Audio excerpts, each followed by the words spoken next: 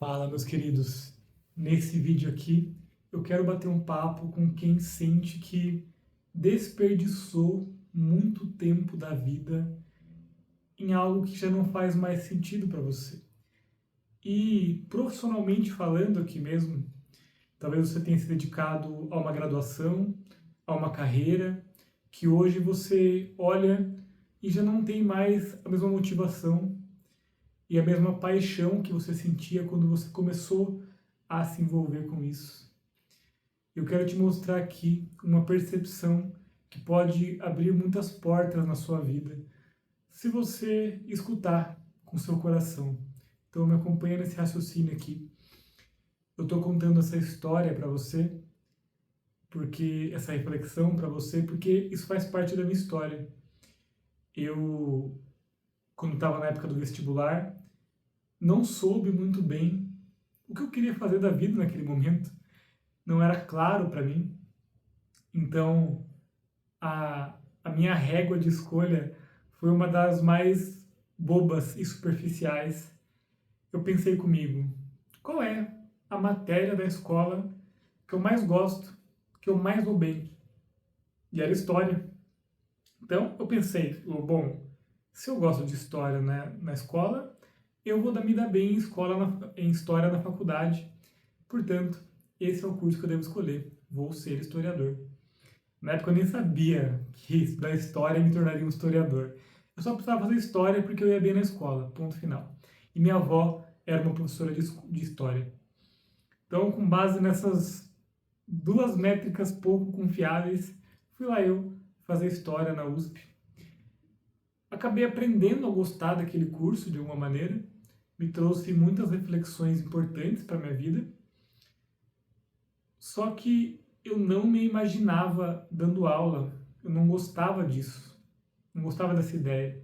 E aqui no Brasil são poucas as opções para o historiador exercer a sua profissão.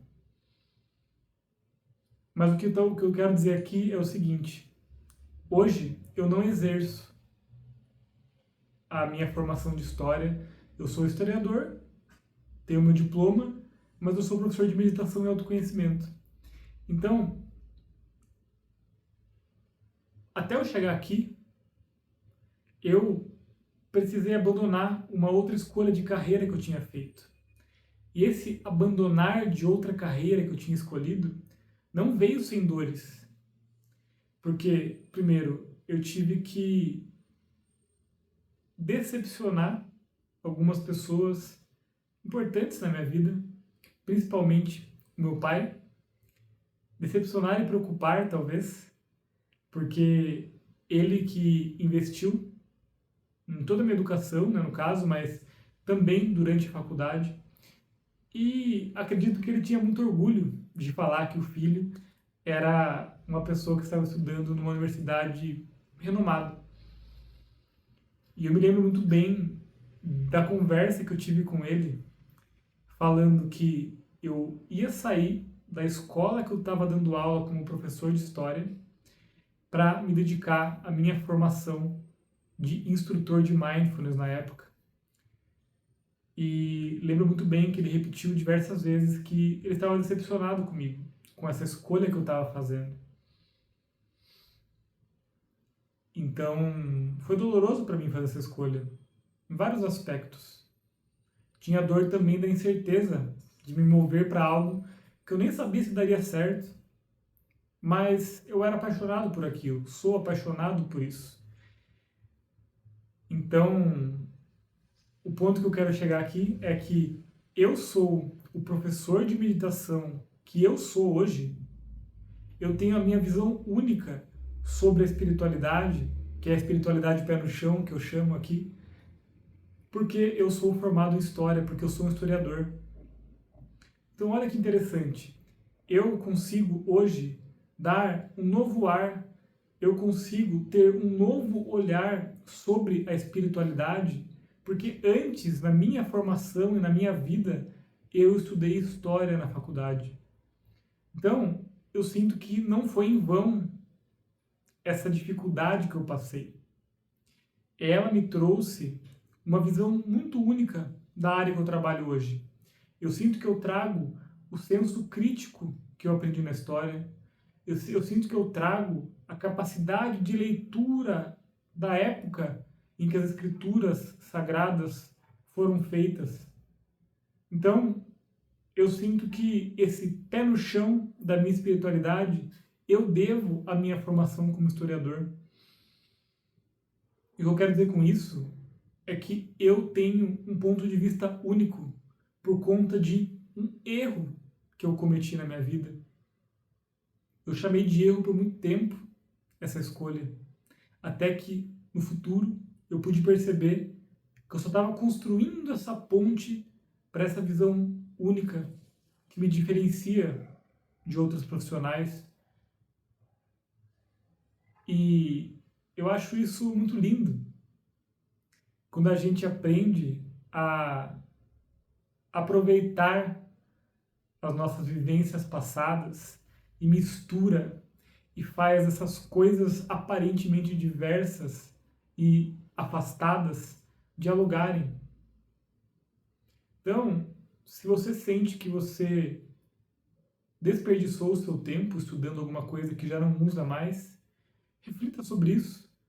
Como você pode usar o que você aprendeu naquilo que você quer fazer agora? Como isso vai te levar para um lugar diferente do que as pessoas normalmente chegam?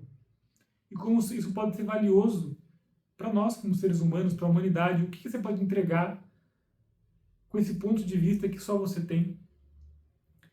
Essa reflexão surgiu pela primeira vez para mim quando eu estava vendo um cara falar sobre o conceito de dado de quina. Sabe quando você pega um dado de 6 faces normal e lança? Normalmente ele cai só com uma face para cima, certo? E esse é o lance mais comum. Mas quando você lança um dado numa mesa ou algo assim, e ele fica parado na quina da mesa, ele apresenta 2 faces para cima. Vamos supor 1 e 6. E ele estava comentando, esse cara que eu escutei, que nos cassinos, alguma coisa assim, eles não consideram quando cai um dado de quino. Eles falam que isso é um erro, é um problema. E você não pode ter 2 faces voltadas para cima de um dado. Então eles pegam e lançam de novo.